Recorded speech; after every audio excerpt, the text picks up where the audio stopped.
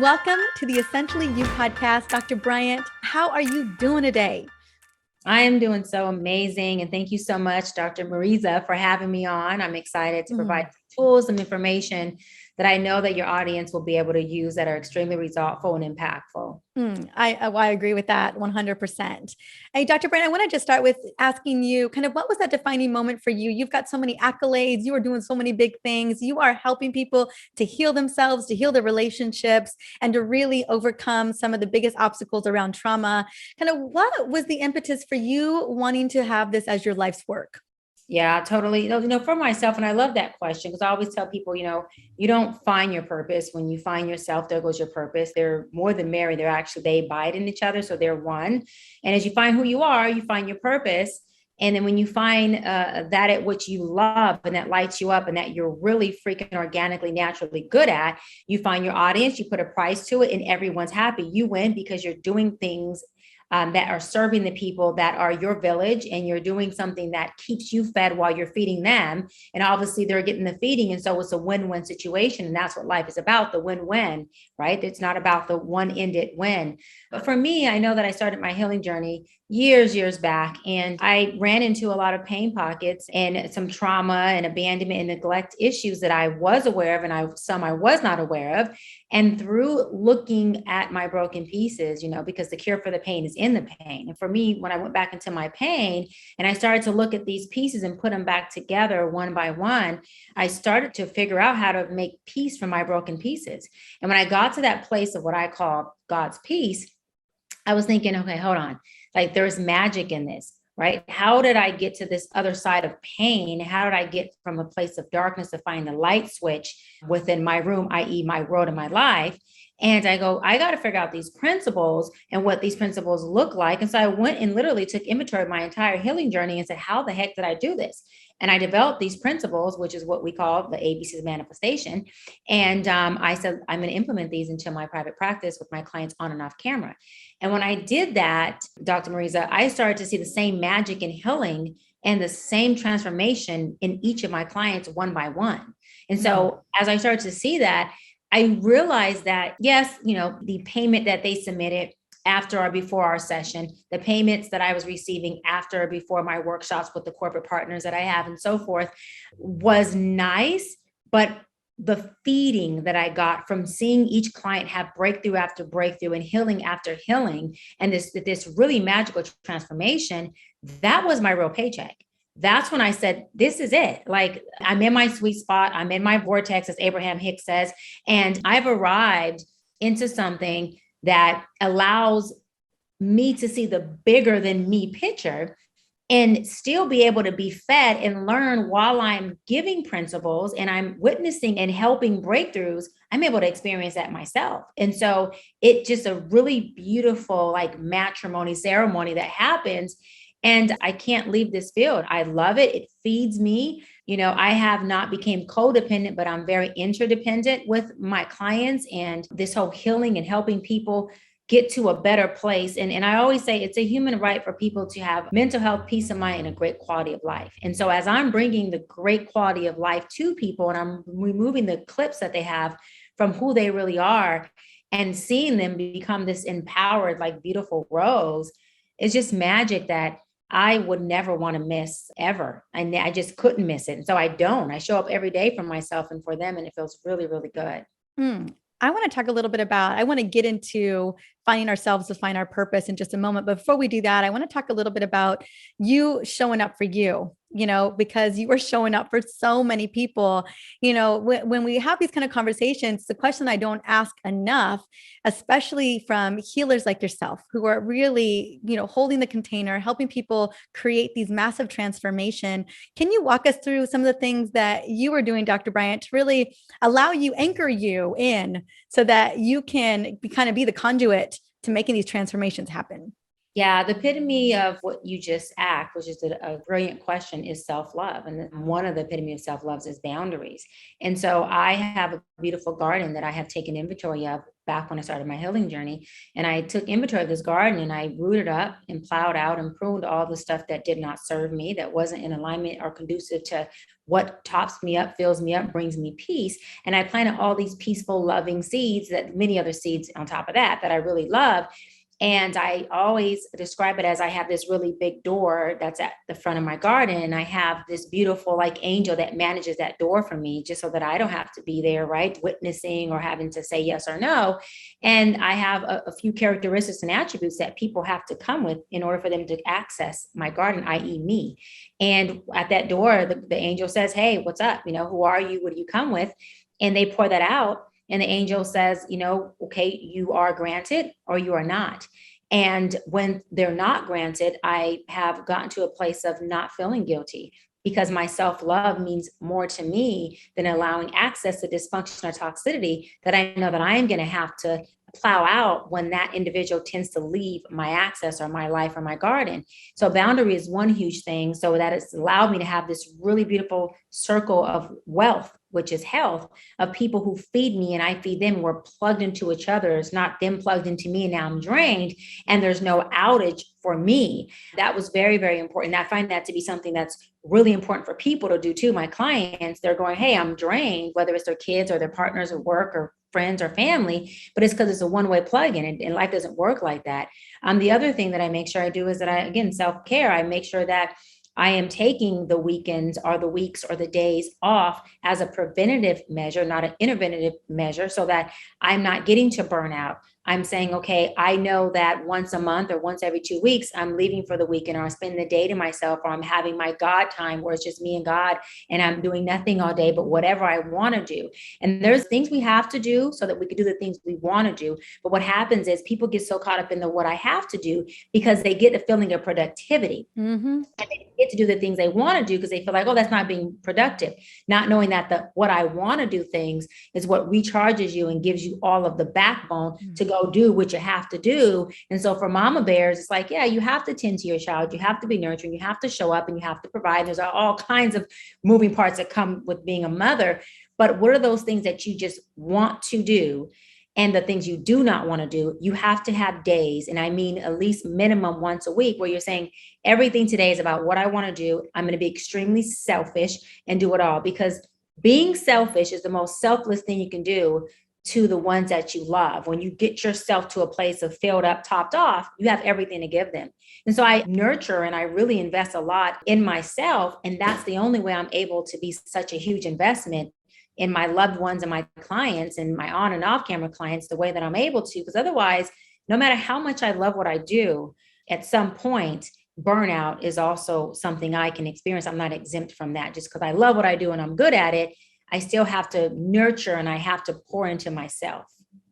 So well. Thank you so much for sharing. And thank you so much for all the insight. There were so many gems there. I want to keep on focus to purpose. I know so many people find themselves wanting to find purpose. And something that was so poignant that you started off in this conversation was that in order to find purpose is you've got to find yourself. And a lot of people they feel lost, or they're on the track that their families put them on, or they're on the track based on limiting beliefs and negative self-talk. And they kind of don't even know what track they're on anymore or what's going on. And so how do you help to tease out us really getting to know who we truly are and that our passion and our purpose comes through? Yeah, the most important thing is to show up in who you are, right? And not live in dogma. Dogma being, you living in a way that matches or satisfies outside people, societal constructs, the way that you should per se be living, the person you should per se be dating, where you should be at this certain age. And you really focus on, who am I? Like, really, who am I? Take an inventory list of who am I? And let that be just privy between you and yourself, and write out that list and then say, okay, so how many of these things do I really like about myself? And what do I really not like about me? Not what do the outside people not like about me? That's dogma. But what do I really love? Okay, they may not like that I'm quirky and I'm goofy and I'm a little awkward and weird, but I tend to really love that about myself. So guess what? I'm going to keep that. And for those who don't like it, they can figure out what to do with it. I'm okay with that. And so as you start to really get a sense of self, right? And sense of self is really where your freedom is. Your freedom is in you. when you are disconnected from you, you have an internal struggle that feels chaotic and you feel the disconnect. It's chaotic. You feel the distortion of it. And so as you find your sense of self, you then connect and you align with who you are. And that's where your freedom and your peace and all this good stuff comes in. And this is also where you start to calibrate at the highest vibration to attract everything that's you. Because the law of attraction is you attract who you are despite of who you think you are. And the other way to figure out who you are is take an inventory as well as what you've been attracting. Take an inventory of your experiences of other people and with other circumstances. Write that down. Okay, I tend to experience people in a very positive way. I tend to experience people in a very naive way. I tend to put this blanket of all people are good, and then I find out that they're not, right? So this is showing you who you are. And then start to be okay with who you are while you draw out who you want to become, but become that within who you really are. And so when you get to that place of having a very, very firm, sturdy openness and like, I know who I am. And I know what I love about myself. And I know what I don't like about myself. But I found how the things I don't like about myself also serve me. Then you start to say, okay, now I know who I am. Okay, so what feels good about what I do with who I am? That is your purpose. What feels good about what you do with who you are is your purpose, because your purpose is your legacy. And legacy is not what you leave people. That's your will and that's your trust and all that is fun. But legacy is what you leave in people. So what are you leaving inside of people that once you're gone, they take with them forever? Unlike a car or a house that you can sell or get rid of, legacy is what people keep. And it's nothing that someone can tangibly sell or take. Folks have it forever. Okay, that's really powerful. So really doing that first step is taking inventory. That first step is really doing a deep dive about who you are, about what you love, and even looking at beliefs that you may be, like I said, societal beliefs, societal ways of operating, like kind of teasing that out to find out who you are. One more thing, don't kill me, sorry, because there's one more piece, right? So in your journey of finding who you are and getting this sense of self, words don't teach, experience does. And so we have to be open to something you said, which is some of the societal constructs that maybe we're not supposed to do, or the person we're not supposed to date, or the place we're not supposed to travel, right? Be okay with getting those experiences, because those experiences are going to create contrast, and contrast, as much as we hate it, is our best friend, because contrast shows us what we don't like. And wide is the road to destruction, narrows the road to happiness, peace, and joy. And so you start off very wide, and experiences that give you contrast narrow your road by you saying, don't like that, do love this. And the idea is go get those experiences. Be okay in getting those experiences. Don't limit yourself to the experiences, because you limit yourself to seeing what experiences of yourself you like or don't like. That's how you build who you are, and you find out who you are in the trenches, in the cracks and crevices, in the experiences with different relationships, friendships, business, partners. Go in those places and trust yourself enough to know when to pivot when it's time. And that's what's most important. As I'm listening to this, I'm thinking, and I love it. My thought is that there are definitely times where it's going to feel uncomfortable. Oh, yeah. A lot of times. Yeah. And I know that the good work, like you said, in the trenches, that's where the treasure is. That's where we really do. That's that really incredible self-discovery. But I bet a lot of what you're helping people to manage is the discomfort, is the like, I don't know if I want to see all that. What are some sage wisdom that you can offer around the discomfort besides like embrace it? Yeah. And you know what I love? One of my favorite quotes, Les Brown says it best. He says, feel the pain and do it anyways. And that's the boldness of having this strong belief and faith in yourself that when I feel the pain and I do it anyways, I trust myself to make the right decision after. And I trust that whatever decision is made on my behalf, there's this thing called source that I'm plugged into that has made the best decision possible for me, because all things are working for me. Nothing is working against me. And it's not what it looks like. It's what I will have it to be, which would be working for me. And I want to say, folks who look to experts like myself and many other experts or pastors or whatever people look to, right, for their empowerment or for their guidance, we do a lot of work. And yeah, we have gone through a lot of the trenches and we have obtained a lot of the tools to get to a place and maintain where we are. However, we too experience a lot of the discomfort still in our growing process. So don't look at it as like, oh, that's unattainable, or I want to get where he or she is and be in this place of no discomfort. No, once you conquer that one mountain of discomfort, it just gets you to a higher place so you can get the view of what the next higher mountain looks like for you to say, okay, break time here for a second, but then it's go time in the next minute. And in that discomfort, you have to allow it. You have to have the awareness of it and not be afraid of it, to say, okay, right now I'm in fear. And if you don't know what that fear means, hear me loud and clear. Everyone who's listening, if you don't know what your fear means, that means that you need to stay in that circumstance or stay in that relationship until what you fear is exposed to you. Detaching from what you're afraid of only reroutes you to another situation or person to bring awareness to that same fear. So you're in your own way. You prolong the sense of self that's going to show you, well, this is what you're afraid of. And this is the tools that you need to not be afraid of it. But when you feel it and you stay in it, you're able to get the vision, you're able to get the wisdom and the experience and lesson that teaches you, this is what I'm afraid of. And I don't need to be, or this is what I'm afraid of. And this is the tool I need to work through that better when it comes back up. But running from it does nothing, because it runs with you. It's you. You can't run from yourself, and it's everywhere you go. Like a pattern. Yeah, 100%. Yes. One of the things that I love that you said is that everything's working for you. Probably one of my absolute favorite affirmations, beliefs, even in the muck of the muck. I always, a quote I love by Mary Morrissey, is a dear friend of Les Brown, is hold the vision, not the circumstance. Like when you're in it, you're like, hold the vision, not what you're in right now, not the muck that you're in. That's where you got to be, and that it's all working out for me. And I'm wondering, all the work that you've done, Dr. Bryant, too, there's, even when you're in it, there's that deep knowing, like a northern star or a compass that you can stay with. It's like, okay, I've been here before. There were smaller hurdles than there are today. This is a bigger hurdle, but these are the things that I know to be true, even when I'm in this messy piece of it. Are these some of the lessons that you kind of help and gear people up with as they're trying to navigate some of this, ways that they can just kind of stay the path, even though it feels so tumultuous?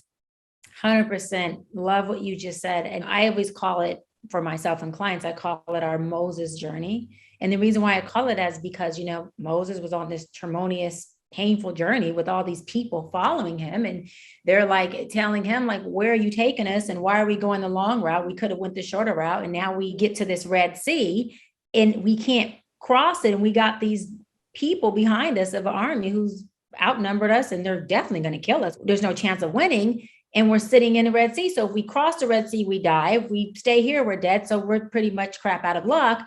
And what I like about Moses, why I call it the Moses journey, is he sat there and he just sat in the seat of self and said, you know what? I don't know what the answer is, but I do know one thing, that it's all working for me. And if I stay here long enough, stay in the discomfort long enough, something has to come from it, something good. The Red Sea parts, obviously they walk across, the Red Sea comes back together so that the army behind them can't get them. And now you're on your Moses journey, but staying in that discomfort and not retreating or panicking and figuring out where to go, let's leave, allowed magic to happen, a Red Sea to open up, allowed them to get to the other side of their fear, and not just their fear, but now safety. And that's what happens when you're on your Moses journey, which is what you just described, Dr. Mariza, which is, okay, I'm stuck. I'm in here. I'm in fear. I don't know what to do. I can't keep my eye on the vision because I keep seeing the circumstance. Because if we're going to talk transparency in real life, it is challenging to keep your eye on the vision when you got circumstance sitting there just beating a drum louder. The circumstance narrative becomes louder than your vision. And you're going, what do I do now? And how do I not buckle into circumstance and waver and get weary in well-doing? Well, it's what you said, you hold the vision, and you understand that if I don't know how to move forward, all I have to do is stay put, because there's power in being still and staying put, because you get more in that than you do when you retreat. So the thing is to trust yourself first. Trust whatever source you believe in. For me, it's God. Everyone has their own source, and I am not knocking any of them. If it works for you, trust it. But then also trust the process, that whatever process you're on, that journey is specially, uniquely built for you. We all have what I call a flow of a river that is built only for us. So Dr. Mariza, you have your own river that was created so beautifully for you and has everything you want in it. And all you have to do is surrender to your river, put your hands up on your floaty, flow down the river. And just like a video game, you eat your coins as you go down, and they're all the things you ever wanted. Instead of saying, I'm afraid of the river, I don't know what's there, I don't trust the process, I don't trust myself or my floaty, I'm going to swim upstream to get the hell out of here. And as you swim upstream, a couple of things, you're getting away from what's yours. You're in extreme resistance. Nothing comes to you when you're in resistance. The universe can't even pour in because you're in resistance. Resistance is saying, stop, don't pour in. I don't want it because it's not here. And we don't know that we're in that place unless we're given tools. But as you let go, you go down your flow and you collect everything you want. And the more you collect, you become empowered and you start to trust, wait a minute, this thing called the process is really working for me. This trust thing is working out because every time I surrender and trust, it doesn't happen when I want it, but magic happens. And that's the vision that I hear you say, hold on to the magic. Even if you can't hold on to a vision, hold on to the trusting the process, that there's magic that happens when you get to the Red Sea. It parts. There's magic that happens when you're in your beautiful river. Go and collect, and really quick, life and your thoughts and your mind are here to serve you. You're not here to serve it. And when you understand that, there's a power in that. And there's a strong confidence that almost appears like arrogance sometimes, not with people, but with yourself, that says, wait a minute, you're here to serve me. So being that you're here to serve me, let me tell you what you'll be serving today. Let me tell you what I need you to think, what I need you to feel, and how I need you to behave. When you start to control your 3-part house and get that in alignment, that is called self-mastery. You are now governing yourself. You are not allowing your democracy to overpower you. And now you're in a dictatorship with yourself. Internal struggle. So powerful. I was just thinking about resistance and how often unconsciously we're in it, or consciously we're in it. We're just resisting. And we wonder why nothing good's coming through, And so it's so powerful of that surrender. I know that you got to get going pretty soon. One last piece of advice I'd love to give. Is there a micro shift for becoming more comfortable with surrender or stepping deeper into surrender? Because I know often unconsciously we're resisting and we don't even know we are. We're just fighting it the whole way. The whole way. We got our boxing gloves on. We're in the boxing ring and we don't even know it. You're so right. That's the part right there that concerns me the most. It's when the person doesn't know it. Because if you don't know it, you can't help what you don't know, right? And so awareness is like the power blow that gets you to everywhere you need to go. And so just some tips and tools on how to figure out, am I being resistant to this, right? It's like, okay, well, if you are feeling the lack of something, 100% resistance. So if you're asking like, oh my God, I really want it, it's not here, resistance. That's how you know. What happens is as you're asking for it, something that you want to be there, and you continuously beat the horse to ask for it, you're only doing that because you're telling the universe, I realize it's not here. You're moving too slow. So I'm going to keep beating until it comes. Well, as you beat, it slows down the process because the universe senses what? Lack. And law of attraction is you attract who you are, what you're calibrating, not who you think you are. So the universe says, oh, you realize it's not there, Dr. Mariza. Well, guess what? I'm going to give you more of it not being there. Maybe 6 more months, maybe a year. How do you go into surrender mode? I've asked for it. And I remember a time when I've asked for something or a few things or a lot of things, and they did come. I don't remember the time frame, and they probably didn't come when I wanted it to, but I know that because I'm practicing this, I know for sure it's going to come. So now all I have to do is plant different seeds. And this is where you can start to practice the surrendering process. And it also keeps your mind occupied while you're waiting for the first seed that you plant. I tell my clients this all the time, and they love it. When you plant that one seed, asking is planting a seed. Say today, you plant a seed of asking for whatever you ask for. Cool. Leave it alone. Tomorrow or in a few hours, plant another seed. The next day in a few hours, plant another seed. The idea is that you're planting so many seeds throughout the day are every single day. There's never should be a day that you are not planting. There's never a day you should not be planting. Is just asking, ask away, ask for things you don't think can come, and just ask away. Every time you ask, you plant a seed. What happens is at some point you start to cultivate your harvest, and you realize that out of these 50 seeds that you planted, all of a sudden, every day you're having a harvest of something you planted. So you're never in a dry season. You're always receiving something you planted 2 years ago, 5 years ago, 2 days ago, 5 months ago, because they come in their season, not the season you want them to come in. And so if you plant oranges and apples and pears and cherries, and because I have a big old garden, all of my fruit come in different seasons, and some stay longer. But if I only plant one tree, an orange tree that only comes, say, January through May, then I'm going to be deprived May through December. But instead of doing that, I planted everything. So when I go out, it's like there's roses, even if the lilies are dead. There's cherries when the apples are not growing. And, there's avocados when the pomegranates are not here. So I always have something that I can look at and go, oh, I have growth over here. Oh, I have a harvest over here. And the idea of that is you're cultivating this very empowered, very enlightened, high vibrational wealth of a garden where everything is constantly growing at some point. And while you're waiting for the cherries, you get to pick on something else. When you're waiting for the avocados, you get to pick on your tomatoes. So you're not focused on the fact that there's lack, because there's never lack. So your job is to be planting your little tail off every day, every second. Write down a harvest list. What the heck do I want to see in my life? Plant those seeds every day through an email, through a text message, through a phone call, through a group, through a podcast, through listening to something on a YouTube. Every day you should be planting. And I'm telling you this because I've done this for years. And it got to a point, I'm not exaggerating, where my harvest in my life started to grow so much, I became drained, but a positive drain, but I was exhausted. And I remember having to tell God, like, okay, I'm really grateful. I promise you, I'm not being ungrateful at all, but can you send me more employees, more staff, more of something, because I need more gardeners, more water to sustain this beautiful garden. I have planted so much, I can't even eat it all. And God said, well, my love, this here is what abundance is. And just because you have all of it, you don't have to eat all of it, but you can just sit in it and go, look at my garden.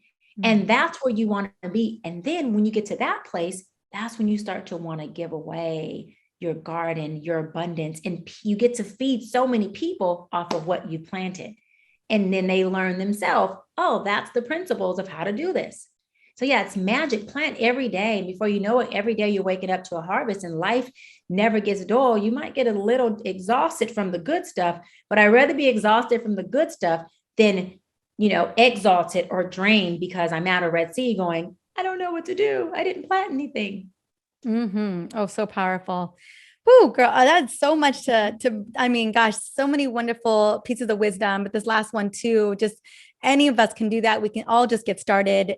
It's so profound. And I know that we can go and get more of you on your website. Can you just share that with us? I'm going to have it in the show notes too. So we'll be able to grab it, and on where we can find you on Insta.